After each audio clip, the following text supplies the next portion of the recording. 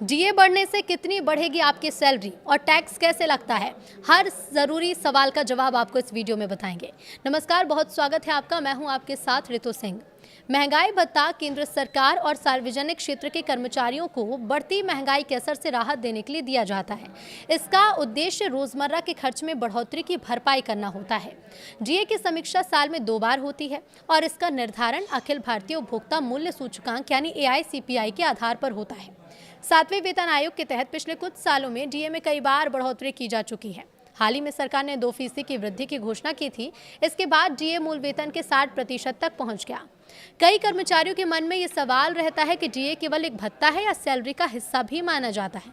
तो जवाब यह है कि डीए कर्मचारी की कुल वेतन संरचना का हिस्सा होता है। हर महीने मिलने वाली सैलरी के साथ खाते में जमा होता है, यानी कर्मचारी को मिलने वाले मासिक वेतन में बेसिक सैलरी के अलावा डीए भी शामिल होता है। यही कारण है कि डीए में बढ़ोतरी होने पर कर्मचारियों की जो मंथली इनकम है वो बढ़ जाती है। अब डीए को लेकर सबसे महत्वपूर्ण सवाल टैक्स से जुड़ा है। आयकर नियमों के मुताबिक महंगाई भत्ता पूरी तरह से कर योग्य आय माना जाता है। इसका मतलब यह है कि कर्मचारी को मिलने वाला पूरा डीए उसकी कुल कर योग्य आय में जोड़ा जाता है और उसी के आधार पर टैक्स की गणना होगी। जिस टैक्स स्लैब में कर्मचारी आता है उसी के मुताबिक डीए पर भी कर देनदार यानी कि टैक्स देना होता है।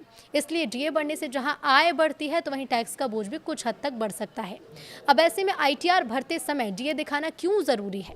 तो आयकर रिटर्न दाखिल करते समय डीए को अलग से दिखाना अनिवार्य है। आयकर नियमों के तहत वेतन से जुड़े सभी घटकों का सही विवरण देना जरूरी है। महंगाई भत्ता भी इसमें शामिल है। यदि कोई कर्मचारी या पेंशन भोगी ITR दाखिल करते समय डीए की जानकारी नहीं देता तो बाद में रिटर्न में विसंगति सामने आ सकती है। इसलिए रिटर्न भरते समय फॉर्म 16 और वेतन पर्ची की मदद से डीए की सही जानकारी दर्ज करना काफी इंपॉर्टेंट है। फिलहाल सरकार की ओर से जुलाई 2026 में डीए बढ़ाने को लेकर कोई आधिकारिक घोषणा तो नहीं हुई है, लेकिन बढ़ती महंगाई के बीच इसकी चर्चा तेज है। खाद्य पदार्थ, ईंधन और परिवहन लागत में बढ़ोतरी से घरेलू बजट पर दबाव बढ़ रहा है। ऐसे में लाखों कर्मचारी और पेंशन भोगी अगले डीए संशोधन का वेट कर रहे हैं।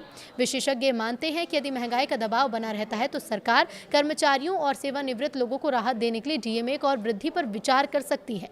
यही वजह है कि आने वाले महीनों में डीए से जुड़ी हर खबर पर कर्मचारियों की नजर बनी हुई है।